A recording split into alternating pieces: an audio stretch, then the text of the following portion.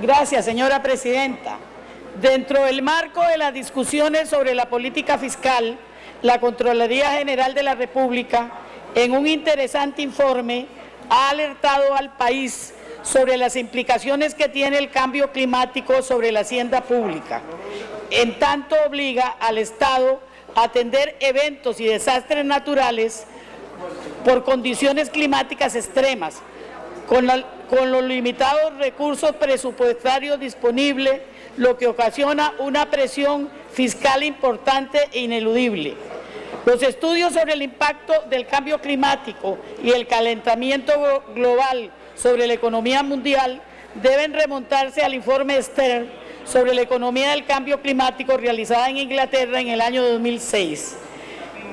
En sus conclusiones se afirma de que de no adoptar medidas firmes, el costo y riesgo total del cambio climático equivaldría a la pérdida de un mínimo del 5% anual del Producto Interno Bruto global.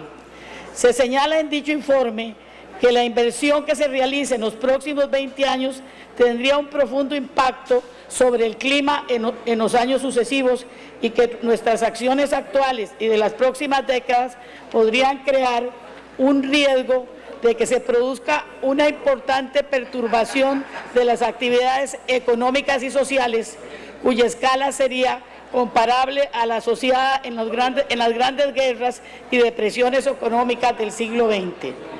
De acuerdo con la Contraloría, uno de los efectos esperados de la variabilidad y el cambio climático sobre el territorio nacional es el aumento en la frecuencia e intensidad de los fenómenos climáticos, tales como inundaciones, temporales y sequías, y sus consecuencias más evidentes. Silencio, por favor. Le solicito nuevamente en el salón de sesiones un poco más de silencio a los diputados y a las diputadas para poder escuchar con respeto la intervención de la diputada Aida Montiel. Tales como inundaciones, temporales y sequías, y sus consecuencias más evidentes son la pérdida del capital estructural del país y una presión sobre el gasto público para financiar el arreglo o reposición de carreteras, puentes, acueductos y centros educativos. Para visualizar mejor lo delicado del tema, el costo anual asociado a la reparación y reconstrucción de infraestructura afectada pasó de 8.903 millones de colones en 1988 a 202.681 millones de colones en el año 2010, lo cual representó el 0.03 del PIB. Dentro de este periodo se contabilizaron 320 eventos climáticos, dentro de los cuales no se incluye obviamente la tormenta Ney ni el huracán Otto, que tanto daño produjo al país.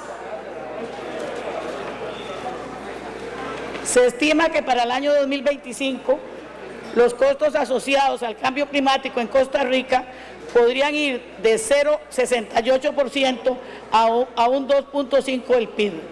Por esto es que la propia Contraloría General de la República advierte sobre la necesidad de crear un marco fiscal climático que refiere a los mecanismos que permitan identificar y proyectar los recursos destinados a financiar acciones de mitigaciones, adaptaciones y atención de los eventos climáticos.